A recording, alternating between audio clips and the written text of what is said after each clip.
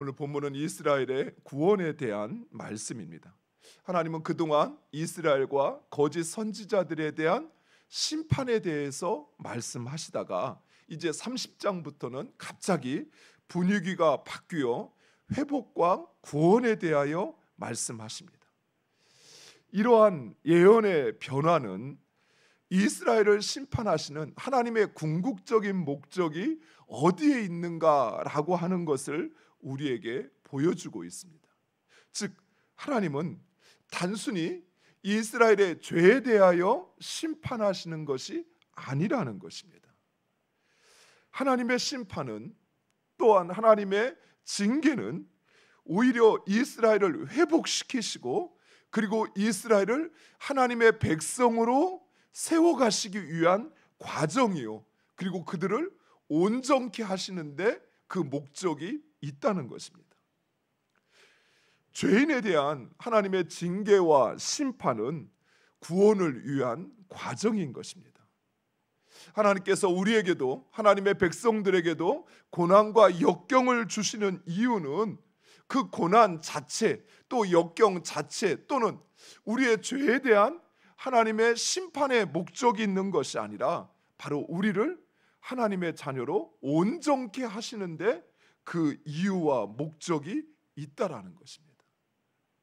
사랑하는 성도 여러분, 우리가 어떤 고난을 당하거나 또 개인적으로 삶의 어려움이나 또 육신의 질고를 당할 때 이것이 혹시나 하나님의 심판이 아닐까, 내 죄에 대한 하나님의 징계가 아닐까라고 생각하는데 우리의 생각은 거기서 멈추어서는 안 된다는 것이.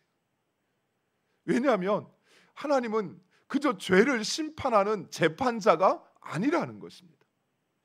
하나님은 우리를 하나님의 백성으로 삼으시고 우리를 온전케 하셔서 하나님의 영광이 될 뿐만 아니라 우리도 그 하나님의 영광을 누리며 살기를 원하시는 우리의 아버지 되시며 구원자 되시는 하나님이십니다. 하나님은 결코 심판 그 자체를 목적으로 하거나 또는 고난을 위한 고난을 주시지 않으십니다. 하나님은 고난을 통해서 우리가 하나님을 더 신뢰하고 그리고 하나님을 더 의지해서, 이전에는 하나를 하나님께 맡겼다면 이제는 열을 맡기고 앞으로는 나의 100을 하나님께 맡기고 살기를 원하시는 것입니다. 그래서 신앙생활을 잘하는 사람도 때로는 고난을 마주하기도 합니다.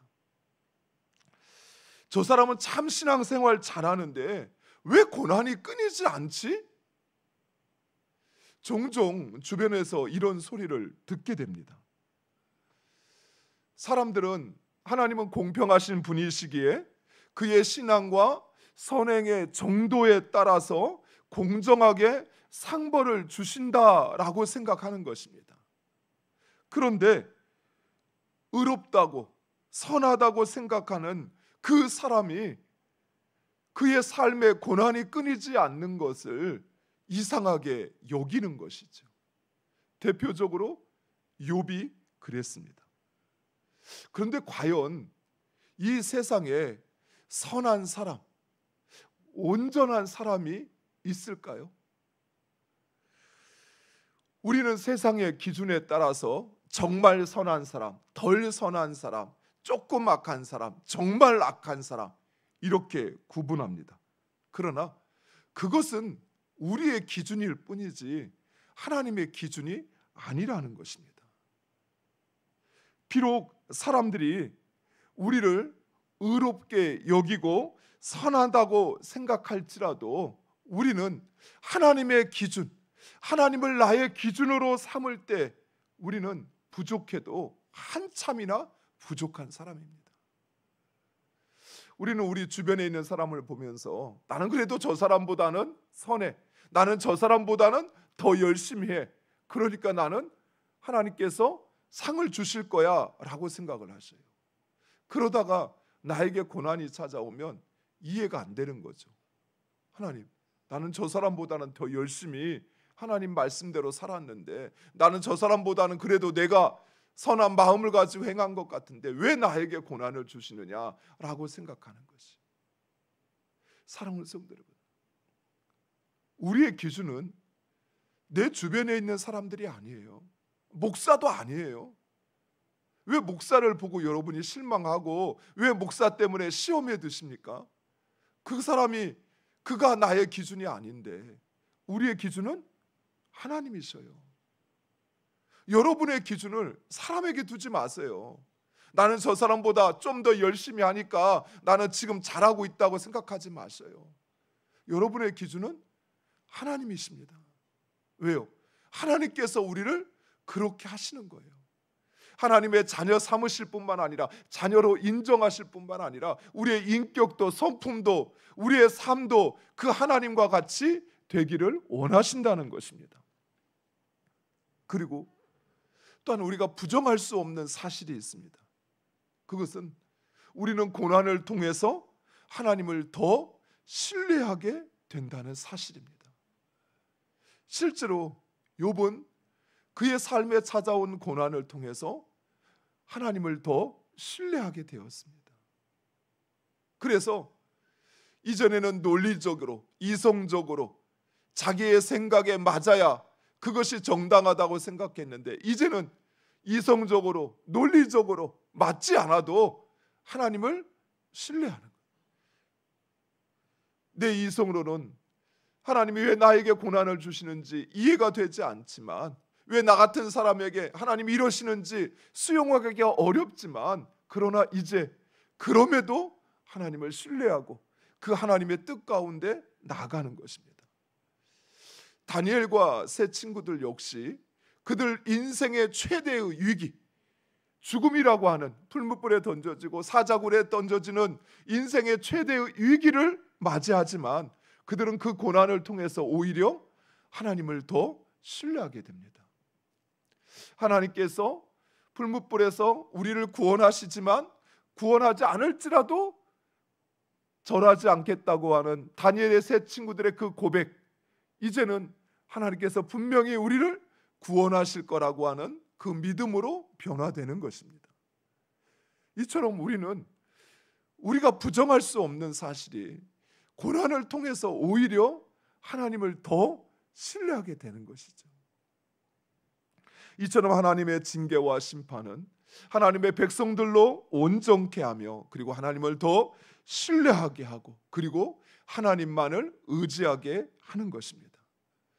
이런 하나님의 징계와 심판 그리고 구원에는 두 가지 아주 중요한 특징이 있습니다. 오늘 본문에서 이야기하는 그 첫 번째는 하나님의 징계는 또 심판은 죄인들에게는 심판인데 의인들에게 구원받을 자들에게는 오히려 그 심판이 구원이 된다는 사실입니다.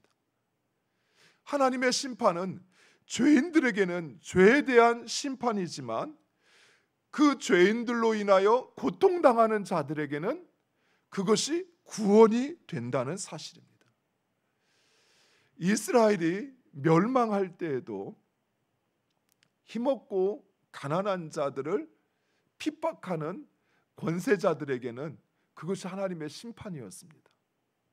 그런데 오히려 그 권세 잡은 자들, 자기들이 가지고 있는 힘을 가지고 가난하고 연약한 자들을 핍박했던 이들에게는 심판이지만 오히려 핍박을 당했던 이들에게는 이스라엘의 멸망이 구원이 된다는 사실이에요. 하나님께서 이스라엘에게 레위기를 통해서 율법을 주실 때 희년법이라는 것을 정해 주십니다. 이 희년법은 이제 자신이 인생을 살면서 땅을 누군가에게 저당 잡히거나 또는 누군가에게 넘겨야 했을 때 또 그래서 자신도 누군가의 종이 되었을 때 희년이 되었을 때는 그들을 자유케 하는 또 그 땅을 되돌려주는 희년법이 있었습니다. 그런데 성경을 보면 이 희년법이 제정은 하셨는데 이후에 실행되었다는 말이 어디에도 없습니다.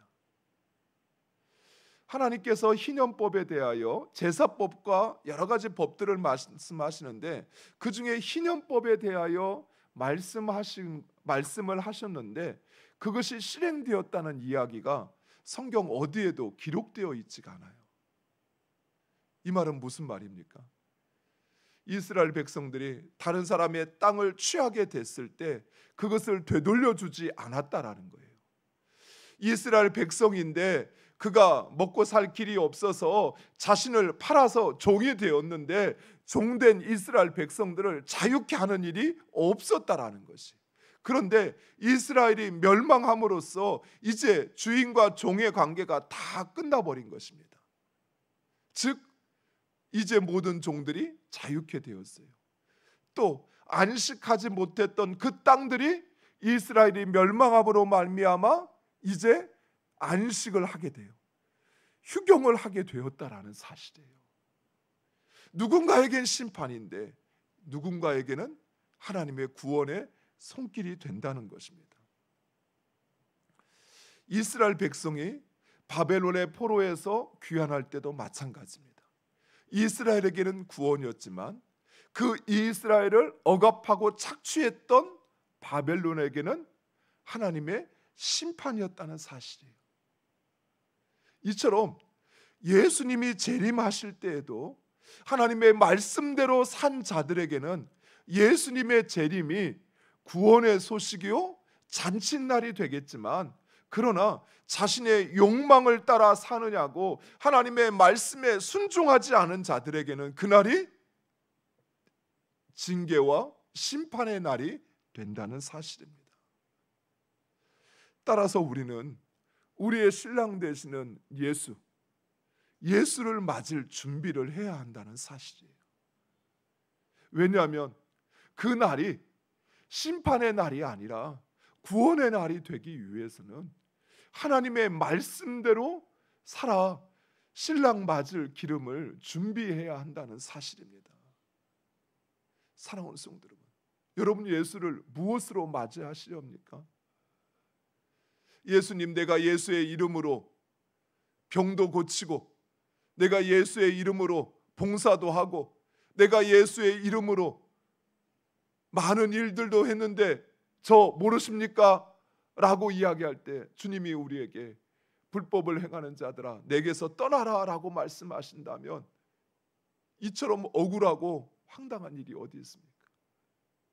하지만 우리가 하나님의 말씀대로 행하였으므로 예수 그리스도의 보혈에 의지해서 우리가 하나님의 말씀대로 살았다라고 이야기한다면 주님 우리에게 잘했다, 착하고 충성된 종아, 내가 세상에서 너무나도 고생했으니 이제 하나님의 나라에서 안식하고 평안하거라 라고 말씀하지 않을까요? 사랑하는 성도 여러분, 그날은 결코 우리의 심판의 날이 되어서는 안 됩니다. 그날은 구원의 날이요, 신원의 날이요, 그리고 회복의 날이 되어야 할 것입니다. 두 번째로, 구원은 오직 은혜라는 사실입니다. 포로된 이스라엘 백성들이 예루살렘으로 귀환하는 것은 그들이 잘나서도 또는 잘 싸워서도 아니었습니다. 오직 하나님의 은혜로 이스라엘은 바벨론으로부터 자유케 하시어서 예루살렘으로 돌아오게 하신 것입니다. 실제로 이스라엘 백성들이 출애굽할 때도 그렇고 바벨론에서 나올 때도 이스라엘 백성들은 간신히 몸만 빠져나온 게 아니었습니다. 오히려 그들이 바벨론에서 예굽에서 이루었던 그 모든 것을 다 가지고 나오고 오히려 덤으로 예굽 사람들로부터 바벨론 사람으로부터 오히려 은혜를 입어서 나왔어요. 뿐만 아니라 바벨론이 성전에서 뺏어갔던 그 모든 성전의 기병과 기물들을 다 가지고 예루살렘으로 돌아왔던 것입니다. 하나님의 은혜였습니다. 실제로 우리나라도 일제로부터 우리나라가 독립하고 광복을 맞이한 것이 우리나라가 독립운동을 잘해서일까요? 독립운동을 평가절하하기 위한 것이 아니에요. 독립운동만 가지고는 결코 해방될 수 없었어요. 하나님께서 은혜로 우리를 일제의 손아귀에서 자유케 하시고 구원하신 것입니다. 오직 은혜입니다. 구원은 오직 은혜입니다. 하나님께서 우리를 사랑하시고 그리고 긍휼히 여기시어서 우리에게 베푸시는 은혜라는 것입니다. 따라서 우리는 그 은혜에 감사해야 합니다. 그리고 무엇보다도 내가 거저 받은 이 은혜를 이제는 다른 이에게도 베풀고 그리고 값없이 은혜로 섬겨야 합니다. 사랑하는 성도 여러분 값없이 은혜로 섬기십니까? 내가 뭔가를 할 때는 값이 있기를 원하는 게 우리의 마음입니다. 값없이 섬기지 않아요. 무엇을 보고 알 수 있을까요? 내가 은혜 베푸는 사람이 정해져 있잖아요. 많은 사람들이 자신의 구원이 은혜라고 말하는데 정작 자신이 은혜를 베풀어야 할 때는 자기의 은혜는 값이 있기를 원해요. 그래서 내가 하는 것을 알아주었으면 좋겠고 내가 하는 것을 저 사람이 그거 받을 만한 자격이 되어야 내가 은혜를 베푼다고 내가 한다고 생각을 해요. 착각하고 있는 거예요. 만약에 예수님께서 하나님께서 우리에게 그렇게 따져서 얼마나 예수님하고 하나님하고 친한가 하나님의 말씀에 얼마나 순종을 잘하는가라고 하는 것을 가지고 평가를 하고 은혜를 베풀었다면 우리 가운데 그 하나님의 은혜를 받을 자가 누가 있습니까? 또 하나님께서 우리에게 은혜를 베푸시고 어디 이제 은혜 받았으니까 제대로 사는가 보자라고 하시면서 은혜 받은 값을 물으셨다면 우리 가운데 누가 그 은혜 받은 값을 제대로 하는 사람이 누가 있습니까? 근데 우리는 그 은혜를 값 있게 가치 있게 하려고 한다고 생각을 해요. 여러분 착각하시는 거예요. 오해하시는 거예요. 그것은 은혜가 아니에요. 대가지. 우리가 받은 것은 거저 받은 은혜입니다.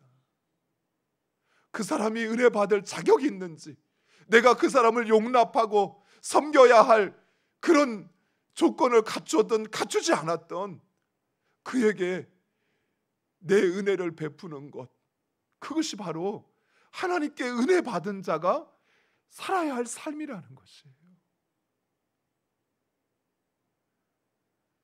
내가 이렇게 했으니 얼마나 잘하는지 보자. 잘못하면 아이고 내가 저런 것 때문에 내가 이렇게 이런 일을 했다라고 하면서 스스로를 원망한다면 여러분은 아직 하나님의 은혜를 모르시는 거예요. 하나님의 은혜, 우리가 구원이 은혜고 우리의 삶 가운데 하나님이 베푸시는 그 모든 것이 은혜라고 고백하는 그것은 은혜 받을 자격이 아무것도 없는 우리들, 그런 우리에게 하나님께서 어떤 대가도 어떤 우리의 헌신도 요구하지 않으시고 거저 우리를 죄에서 구원하셨을 뿐만 아니라 그리고 우리에게 하나님의 그 놀라운 것들을 하나님의 축복을 부어주시는 것입니다. 사랑하는 성도 여러분, 진정 내가 그 하나님의 은혜를 받았다는 사실을 여러분이 확신하신다면 이제는 우리도 거저 주어야 돼요. 그리고 내가 거저 준 것에 대하여 그가 어떻게 하느냐 안 하느냐라고 하는 것에 대하여 내가 불평하고 원망하는 것이 아니라 오히려 그것조차도 내가 품고 그를 위하여 다 섬길 수 있는, 그래서 진정 하나님의 은혜 받은 자라고 하는 그 은혜를 기억하며 살아가는, 또 그 은혜로 베푸는 여러분 되시기를 간절히 축원드립니다. 기도하겠습니다. 아버지 하나님,